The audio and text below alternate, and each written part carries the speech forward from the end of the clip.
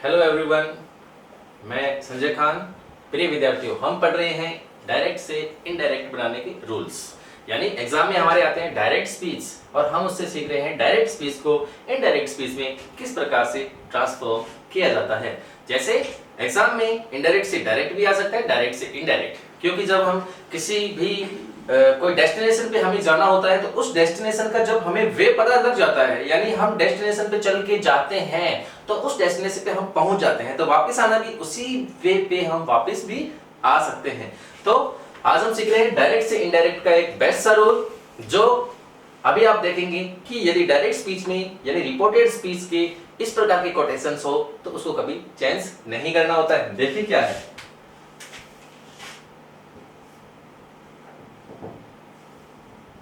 यानी विद्यार्थियों, direct speech, जो डायरेक्ट स्पीच है उस डायरेक्ट स्पीच के जो हमारा रिपोर्टेड स्पीच है, कौन सा रिपोर्टेड स्पीच, जो इन्वर्टेड कॉमास में बंद रहता है, वो रिपोर्टेड स्पीच, उस रिपोर्टेड स्पीच में यदि क्या होता है, यूनिवर्सल ट्रूथ, क्या होता है, यूनिवर्सल ट्रूथ होता है। यूनिवर्सल ट्रूथ का मतलब शाश्वत सत्य, जो चीजें हमेशा से वैसी की वैसी रहती है, उसका कभी टेंस चेंज नहीं होता है। जैसे शाश्वत सत्य, सूरज है वो पूर्व दिशा में उदय होता है, यानी the sun rises in the east, this is universal truth. Okay, उसी प्रकार से यानी डायरेक्ट स्पीच में यूनिवर्सल ट्रूथ यानी शाश्वत सत्य या सार्वभौमिक सत्य जिसे कह सकते हैं,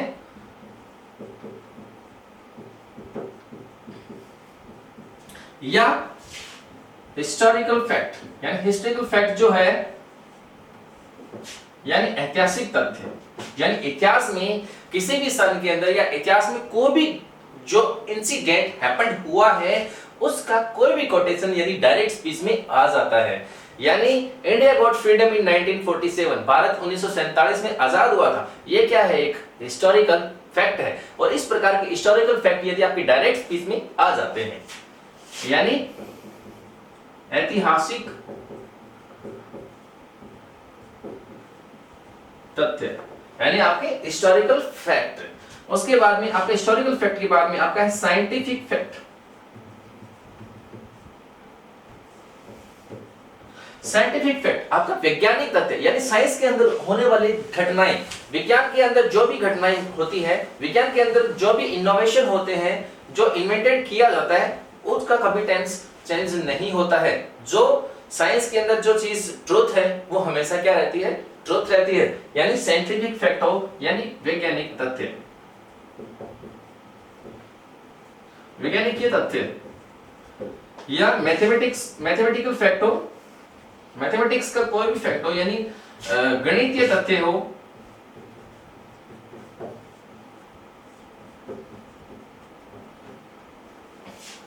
या प्रोवर्ब्स,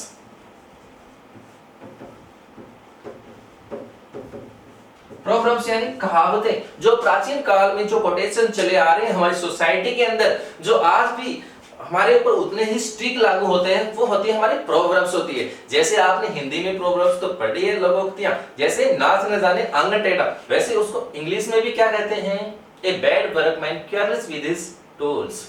इसी प्रकार से बहुत सारी प्रोवर्ब्स है इंग्लिश के अंदर, ठीक है, जो कंपटीशन एग्जाम में भी पूछी जाती है। यदि कोई भी प्रोवर्ब्स डायरेक्ट स्पीच में होती है, कोई भी प्रोवर्ब्स डायरेक्ट स्पीच में होती है, यानी universal truth, historical fact, scientific fact, mathematics fact और प्रोवर्ब्स हो, या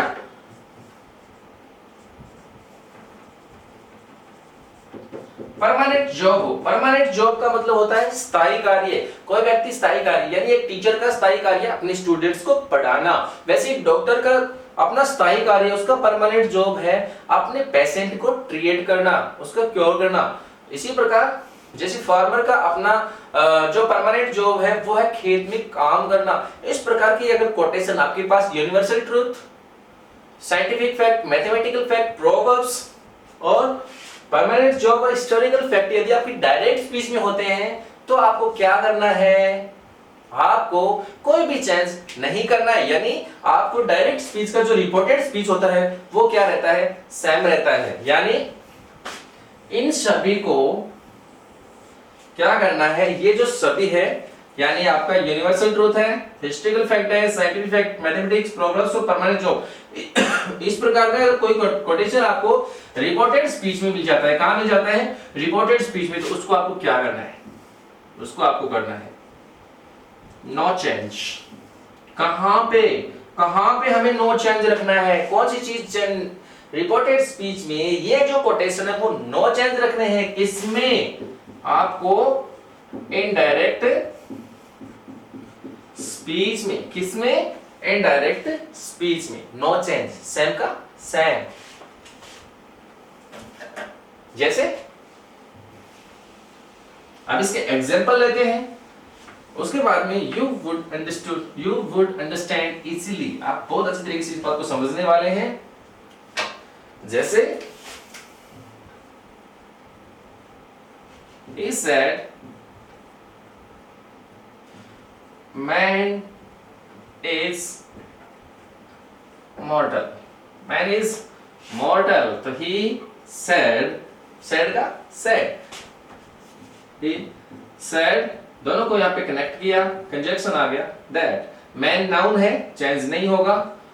अब यहाँ पे is है तो हम वाज कर सकते थे, लेकिन क्या नहीं करना है, रिपोर्टेड स्पीच में भाई चेंज होता नहीं है, क्योंकि ये क्या है, यूनिवर्सल ट्रूथ है। तो man is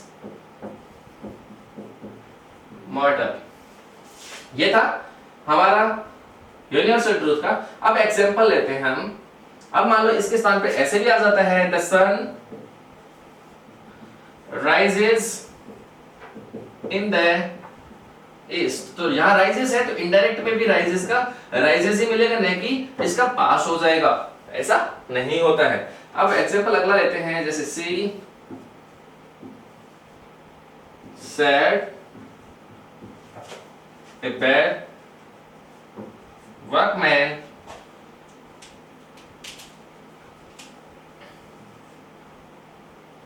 quarrels with his tools। ये है स्टूडेंट्स प्रोवर्ब्स। क्या है, प्रोवर्ब्स है, और प्रोवर्ब्स को चेंज नहीं करना है। तो सी सेड दैट और सैम, इसको सैम लिख देते हैं, जैसा है वैसे का वैसा लिख देते हैं। यानी इसके स्थान पे यदि आ जाता है two and two max 4, 2 and 2 max 4, mathematics fact है, चेंज नहीं होगा। आ जाता है India got freedom in 1947, India got freedom in 1947। What is this, this is historical fact, ऐतिहासिक तथ्य, नो चेंज, सेम का सेम। जैसे water boils at 100 degree Celsius, 100 degree centigrade, यहाँ बॉइल्स लिखा हुआ प्रेजेंट टेंस है, तो इनडायरेक्ट स्पीच में भी ये क्या रहेगा, प्रेजेंट रहेगा। वाई, क्यों रहेगा, क्योंकि ये क्या है, साइंटिफिक फैक्ट है, और साइंटिफिक फैक्ट को इनडायरेक्ट स्पीच में चेंज करते हैं जी, नहीं करते हैं। तो इन सभी चीजों को आप ध्यान में रखेंगे। यानी डायरेक्ट स्पीच में, डायरेक्ट स्पीच की यदि रिपोर्टेड स्पीच में इस प्रकार के कोटेशन आ जाते हैं, यानी universal truth, historical fact, proverbs, scientific fact और मैथमेटिक्स फैक्ट आ जाते हैं, तो इनको इनडायरेक्ट स्पीच में चेंज नहीं किया जाता है। क्या नहीं किया जाता है, चेंज नहीं किया जाता है, याद रखना है। और परीक्षा के लिहाज से बहुत इंपॉर्टेंट है, क्योंकि कई बार हम क्या कर देते हैं, जल्दबाजी में इसको बिल्कुल भी ध्यान नहीं देते हैं और इसका टेंस चेंज करके पास्ट में कर देते हैं, और पास्ट में करने के बाद क्या होगा, बाद में हमारा आंसर रॉन्ग हो जाएगा। तो ऐसा बिल्कुल नहीं करना है, आपको बिल्कुल इस बात का नोटिस रखना है कि ये सारी चीजें हैं वो चेंज नहीं होती है।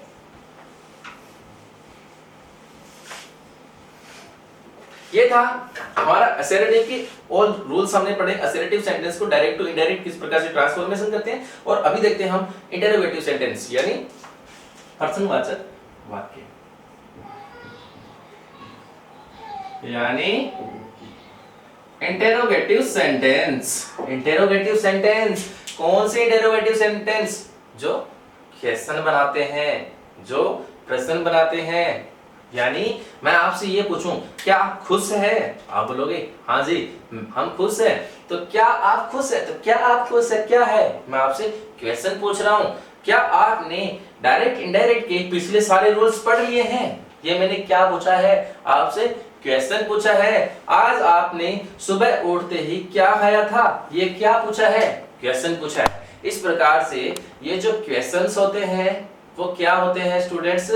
ये हमारे इंटरोगेटिव सेंटेंसेस होते हैं। क्या होते हैं? इंटरोगेटिव सेंटेंस होते हैं। और जो हमारे इंटरोगेटिव सेंटेंस होते हैं वो कितने प्रकार के होते हैं और डायरेक्ट स्पीच में किस प्रकार से आएंगे, चलो देखते हैं।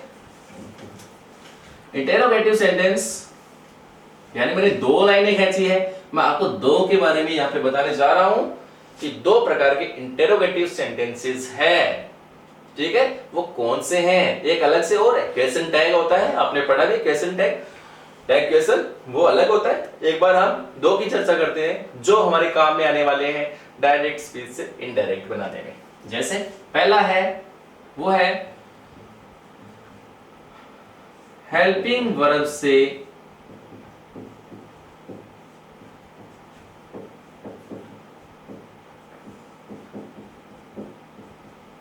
शुरू होने वाला, यानी क्वेश्चन हेल्पिंग वर्ब से शुरू होगा। हेल्पिंग वर्ब कौन सी? हेल्पिंग वर्ब दो प्रकार से होती है। कौन कितने प्रकार से? दो प्रकार की हेल्पिंग वर्ब। और एक हेल्पिंग वर्ब कौन सी? प्राइमरी हेल्पिंग वर्ब, जिसको is, am, are, was, were, do, does, did जो होती है वो हैज, हैव, हैड, यानी do, does, did, has, have, had, was, were। ये हमारी क्या है? प्राइमरी हेल्पिंग वर्ब है, is, am, are। इनसे सेंटेंस शुरू हो सकता है। कौन सा? डायरेक्ट स्पीच में क्वेश्चन आ सकता है। और मॉडल हेल्पिंग वर्ब दूसरी होती है, मॉडल हेल्पिंग वर्ब है। और जो मॉडल हेल्पिंग वर्ब है वो कौन सी है? जो मॉडल से शुरू है। और मॉडल आप जानते ही है, can, could, will, would, shall, should, ये हमारे मॉडल है एटसेट्रा, मॉडल से शुरू। और लास्ट में अंत में क्या मिलता है? अंत में क्वेश्चन मार्क मिलता है। ओके, क्या मिलता है? क्वेश्चन मार्क मिलता है। इसी प्रकार दूसरा जो हमारा इंटरोगेटिव सेंटेंस है वो क्या होता है जी? वो होता है यानी WH वर्ड से शुरू। WH वर्ड कौन से WH वर्ड? जी WH word what, how, who, whom, why, when, where, etc. which। ये हमारी क्या है? WH वर्ड है, यानी WH वर्ड से शुरू। और अंत में क्या लिखा हुआ आएगा? Question mark. यानी सेंटेंस दो प्रकार से इंटरोगेटिव सेंटेंस, फर्स्ट जो आएगा वो हेल्पिंग वर्ब से शुरू आएगा, यानी प्राइमरी हेल्पिंग वर्ब से हो सकता है या मॉडल हेल्पिंग वर्ब से हो सकता है। अंत में मिलेगा क्वेश्चन मार्क। उसी प्रकार से WH वर्ड से शुरू हो सकता है। ये हमारे कुछ WH वर्ड्स है जो मैंने ब्लैक बोर्ड यहाँ पे बोर्ड पे लिखे हैं। और लास्ट में इसके भी मिलेगा आपको क्वेश्चन मार्क। अब एक चीज इससे पहले मैं आपको अच्छी सी जानकारी बताने वाला हूं, वो ये है हेल्पिंग वर्ब से शुरू होने वाले जो क्वेश्चन है इनका एक दूसरा नाम और भी है। वो क्या नाम है?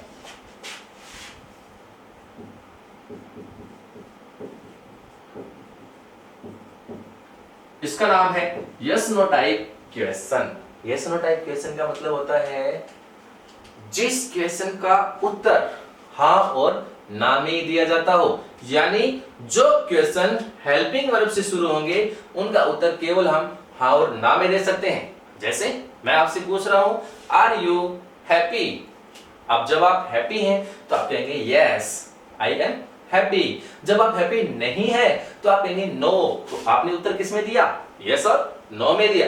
क्या मैं आपसे पूछ रहा हूं डिड यू टेक लंच, क्या आपने लंच कर लिया है? तो आपने यदि कर लिया है तो आप क्या कहेंगे, यस आई डिड। यदि आपने नहीं किया है तो आप क्या कहेंगे, नो आई डिडंट, मैंने नहीं किया है। ये है हेल्पिंग वर्ब और इसका दूसरा नाम है यस नो टाइप। दूसरे जो क्वेश्चन है WH वर्ड से शुरू होने वाले जो क्वेश्चन है, इन क्वेश्चन का आंसर है वो यस और नो में नहीं दिया जा सकता। तो यदि मैं आपसे एक बात पूछूं कि व्हाट इज योर नेम, आपका नाम क्या है, अब आप कह दो यस, तो काम हो सकता है? बिल्कुल नहीं हो सकता। मैं आपसे पूछूं what is your favourite subject, आप कह दो नो। तो क्या सेंस निकला इस चीज का, जब आपने आंसर यस और नो में दिया? नहीं, व्हाट इज योर नेम, आपका नाम क्या है, इसमें आपको क्या बताना पड़ेगा, नाम बताना पड़ेगा। What is your favourite subject, आपका फेवरेट सब्जेक्ट क्या है, तो आपको क्या बताना पड़ेगा, आपका सब्जेक्ट बताना पड़ेगा। इसीलिए दोनों में ये था बेसिक, जो इसका बेसिक जो डिफरेंस है वो मैंने आपको क्लियर किया है कि कौन से हेल्पिंग वर्ब से शुरू होने वाले क्वेश्चन है और कौन से WH वर्ड से क्वेश्चन है। तो चलो हम बात करते हैं कि ये जो हेल्पिंग वर्ब से शुरू होने वाले क्वेश्चन है ये डायरेक्ट स्पीच में किस प्रकार से आते हैं और हमें इनका इनडायरेक्ट स्पीच किस प्रकार से करना है। चलो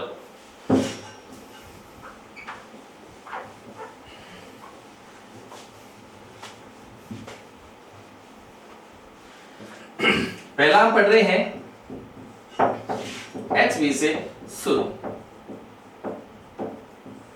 सेंटेंस लिख रहा हूं मैं, he said to me, are you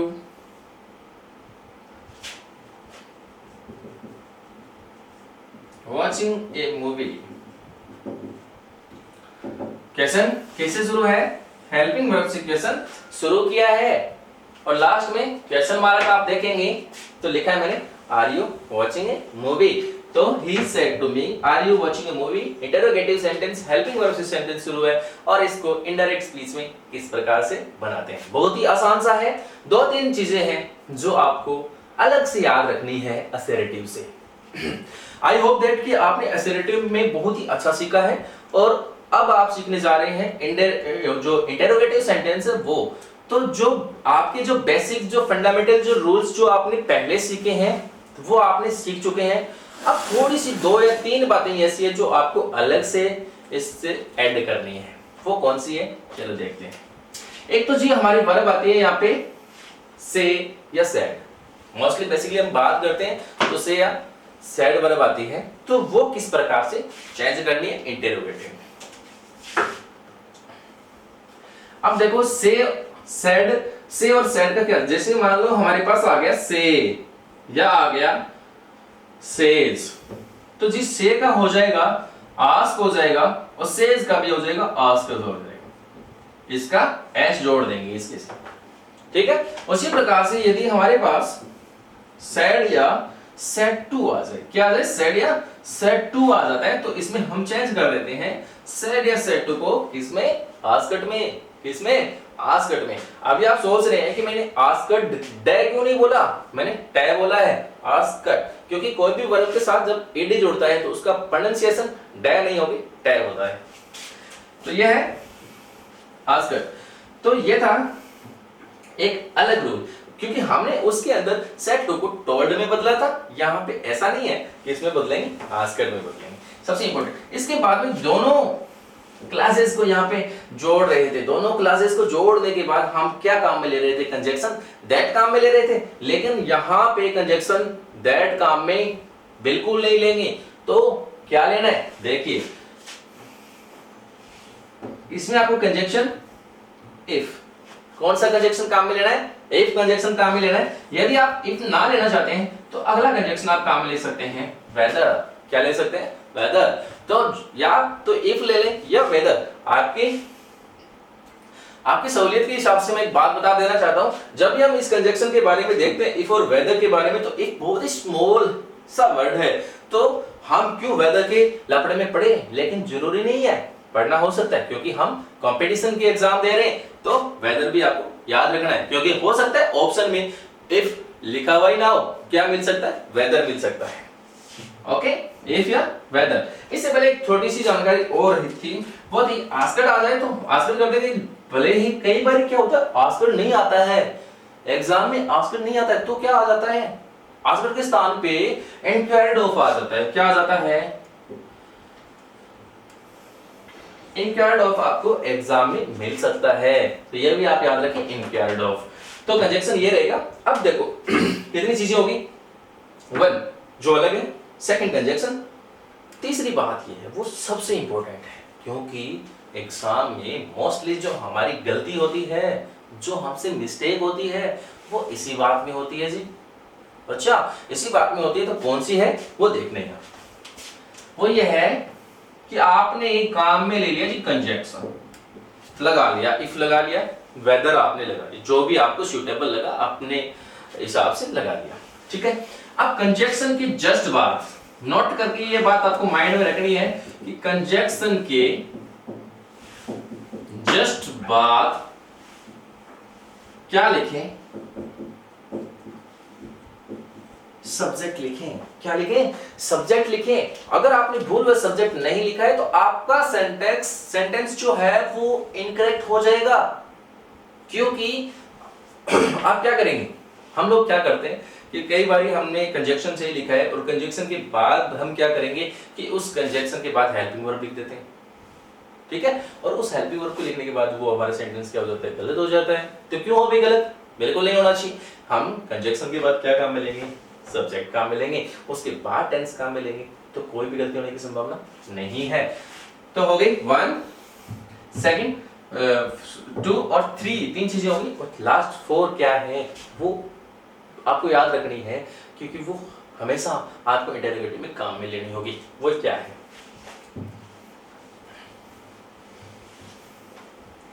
fourth बात है वो आपको हमेशा इस इसमें अब हेल्पफुल रहेगी, वो ये है कि अंत में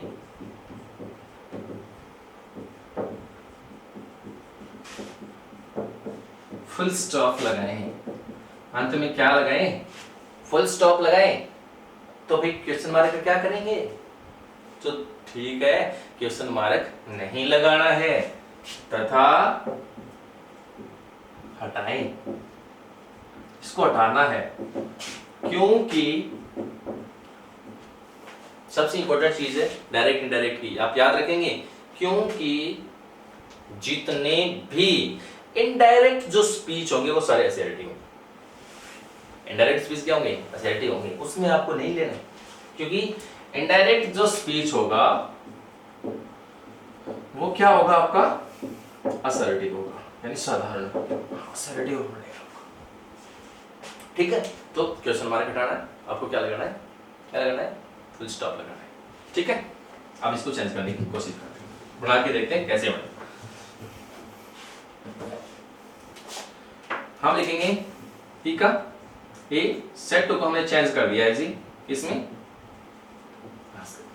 इसमें कर दिया, आस्कर में ऑब्जेक्ट चेंज होता ही नहीं है, मी कंजक्शन लगाया, इफ कंजक्शन की जस्ट बाद क्या लिखें, सब्जेक्ट लिखें, और सब्जेक्ट क्या है, यू है, क्या है, यू है, यू सेकंड पर्सन चेंज होगा, मी के साथ, मी इधर आ गया, सब्जेक्ट बन के क्या हो जाएगा, आई, क्या हो गया, आई, और इजेमार का क्या हो जाएगा, वॉच, वॉचिंग का, वॉचिंग ए मूवी, और लास्ट में क्वेश्चन मार्क हमने रिमूव किया, लिखा मूवी, फुल स्टॉप लगा दिया है। अब देखते हैं एक और इससे रिलेटेड 2-4 एग्जांपल और देखते हैं, ताकि हम इसको अच्छे तरीके से सीख सकें।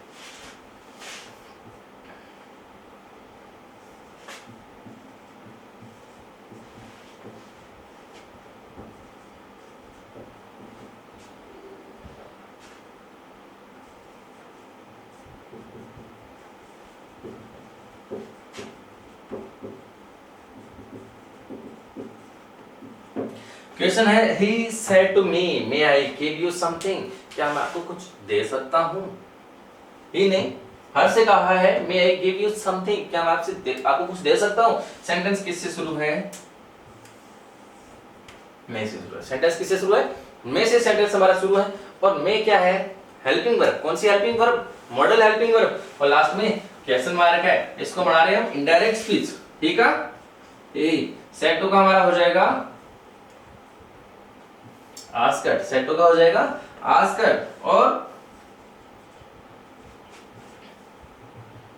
ऑब्जेक्ट चेंज होगा नहीं, हर का हर हो जाएगा, दोनों को जोड़ेंगे। कंजक्शन हमारा आपकी बार हम लगा देते हैं वेदर।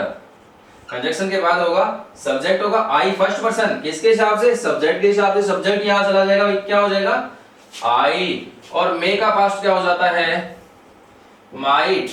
मॉडल के बाद first form give. You second person, किसके हिसाब से? ऑब्जेक्ट। ऑब्जेक्ट में क्या है? हर है, तो हर यहां चेंज होके चला जाएगा, हर समथिंग, ऐसे करते हैं, हर समथिंग। ओके, इस एक एग्जांपल और देखते हैं।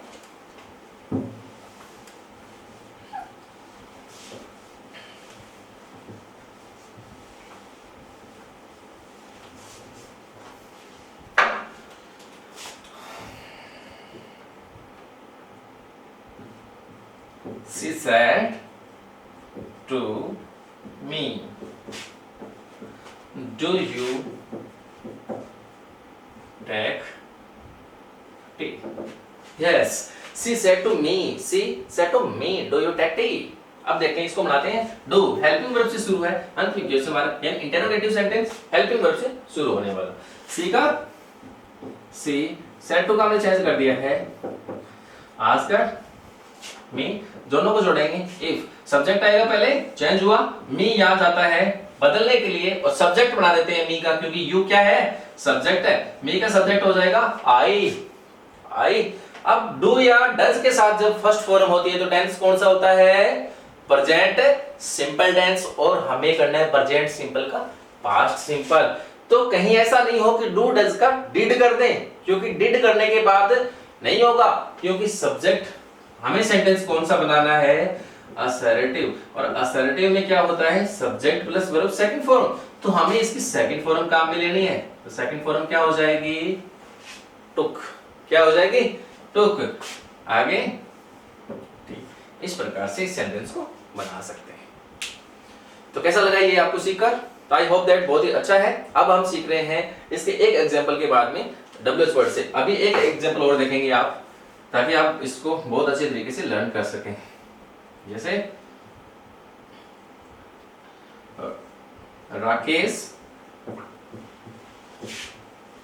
said to her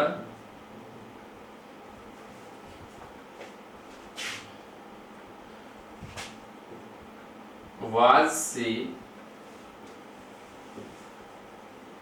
giving him a pen? Was she giving him a pen? ये है was she giving me pen, Rakesh said to her। तो राकेश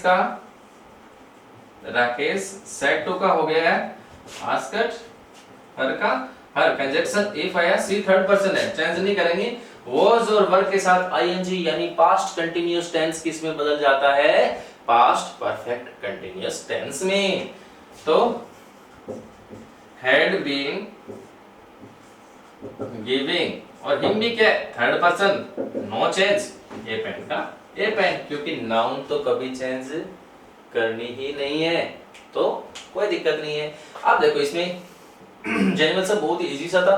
चार चीजें हमें याद रखनी है। फर्स्ट याद रखना है से, सेड, सेट, उसमें आस्क या आस्क्ड का प्रयोग करना है। कंजक्शन हमारा इफ या वेदर काम में लेना है। उसके बाद में कंजक्शन के जस्ट बाद में इंपॉर्टेंट चीज आपको याद रखनी है कि आपको सब्जेक्ट काम में ले, ठीक है। उस सब्जेक्ट के बाद में जो रूल्स हमने पहले सीखे हैं उसी रूल को फॉलो करते हुए सेंटेंस को आगे बढ़ाएं, और लास्ट में क्वेश्चन मार्क को वहां से रिमूव कर दें और एक असर्टिव सेंटेंस को क्रिएट करें। वो आपका होगा एक अच्छा इनडायरेक्ट स्पीच।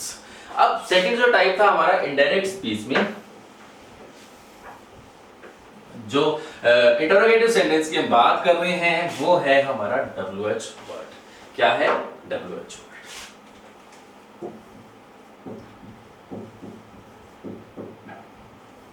यानी अब की बार वाक्य की शुरुआत है वो हेल्पिंग वर्ब से नहीं होगी, तो किससे होगी? WH वर्ड से होगी। तो अलग से क्या चेंज करना है वो देखना है जी। अलग से एक ही काम करना है आपको, कंजक्शन में चेंज करना है। वो कंजक्शन रहेगा वही WH वर्ड, वही WH वर्ड जिस WH वर्ड से सेंटेंस की शुरुआत हुई है। यानी रिपोर्टेड स्पीच में कोई क्वेश्चन बन रहा है वो WH वर्ड से शुरू है, तो वही WH वर्ड है वो इनडायरेक्ट स्पीच का क्या हो जाएगा? कंजक्शन हो जाएगा। और कंजक्शन के ठीक बाद क्या लगाएं? आप समझ गए होंगे इस बात को। कंजक्शन के ठीक बाद हमें क्या लगाना है? सब्जेक्ट लगाना है। और बाकी वही बात है, क्वेश्चन मार्क तो हटा देंगे क्योंकि सेंटेंस कौन सा बनाना है? असर्टिव बनाना है। तो अभी एग्जांपल देखते हैं। जैसे Rohan said to me, what is your name? Rohan said to me, what is your name? Rohan ने मुझसे कहा तुम्हारा क्या नाम है। अब इसको हम किस प्रकार से चेंज करते हैं इनडायरेक्ट स्पीच में देखते हैं। रोहन किया, said to बदल गया, आस्क्ड में me जी। कंजक्शन क्या होगा? कंजक्शन वही होगा जो आप सोच रहे हैं, कंजक्शन WH वर्ड यानी what। अब अगली जो बात है वो है WH वर्ड यानी कंजक्शन के ठीक बाद में सब्जेक्ट लगाएं। सब्जेक्ट ये हेल्पिंग वर्ब है योर नेम, क्योंकि नाउन के साथ पजेसिव जो केस होता है वो हमेशा उसके साथ आता है। तो योर पजेसिव केस है, नाउन के साथ है। तो योर चेंज हुआ मी के हिसाब से, और मी के हिसाब से चेंज होकर क्या हो जाएगा? मी का पजेसिव करेंगे क्या हो जाएगा? माई नेम, और इस यहां आ जाएगा इस हिसाब से हम इसका बना देंगे इनडायरेक्ट स्पीच। ठीक है, इसका एक एग्जांपल और देखते हैं जो WH वर्ड से शुरू है।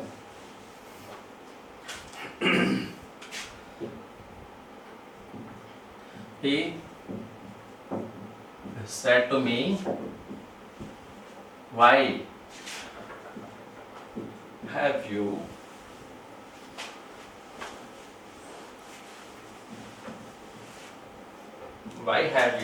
taken this?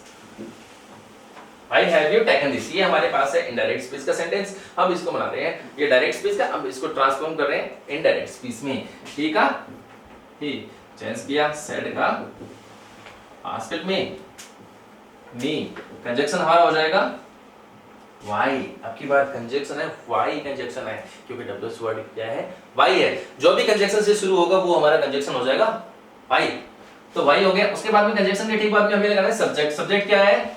you, second person आ गया, मी के पास you आगे हो गया डेशुम, इसकी जगह ले लेगा। जहां आके इसने देखा कि you तो क्या है? सब्जेक्ट है, और मी का बना देंगे सब्जेक्ट। जी क्या हो जाएगा? आई हो जाएगा। और हैव के साथ जब वर्ब की थर्ड फॉर्म है तो पास्ट परफेक्ट करेंगे ना, प्रेजेंट परफेक्ट किस में बदल जाएगा? पास्ट परफेक्ट में हैज का हो जाएगा हैड, तो हैड टेकन, और दिस का क्या हो जाएगा? दैट, दिस का दैट। जैसे जो रूल्स में था ना नाउ का देन, वैसे ही दिस का हो जाएगा हियर का देयर, वैसे दिस का हो जाएगा दैट। यानी टुडे का दैट डे था, इसी दिस का दैट कर देंगे। ये था हमारा हेल्पिंग वर्ब से शुरू होने वाला WH वर्ड से शुरू होने वाले डायरेक्ट स्पीच, और इसको हमने ट्रांसफॉर्म किया इनडायरेक्ट स्पीच में। आई होप दैट कि आप दोनों को बहुत अच्छी तरीके से सीखे हैं। अगली कक्षा में हम अध्ययन करेंगे इससे आगे जो और भी इंपॉर्टेंट होगा हमारे लिए। चलो, थैंक यू।